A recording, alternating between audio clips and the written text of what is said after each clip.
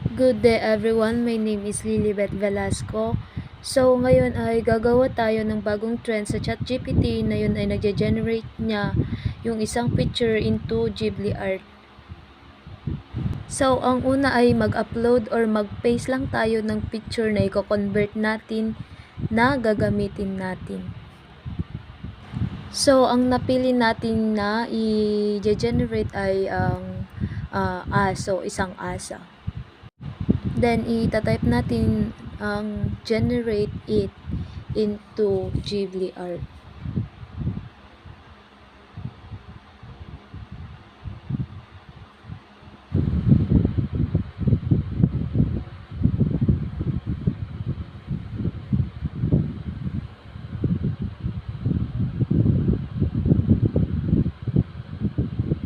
So, while waiting sa i-generate, kailangan natin mag-antay ng ilang minuto or seconds bago ito may generate through Ghibli art.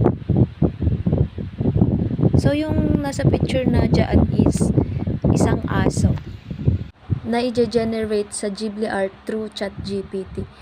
Upang baguhin ito ng filters, shades, strokes to make it hand-drawn.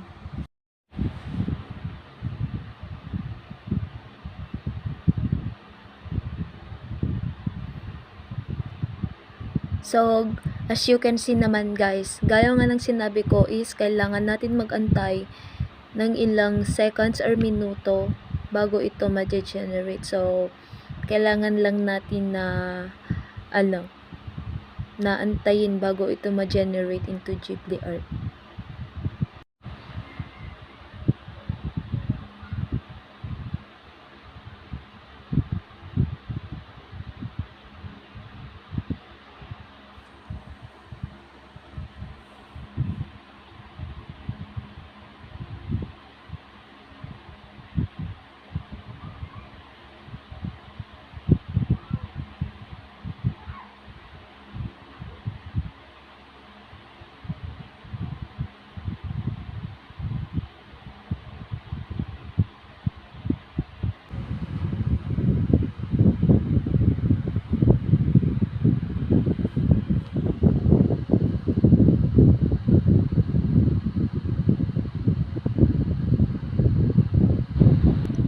Sa tagal-tagal nating nag-antay guys, ito na ang finish niya, pinakang finish niya.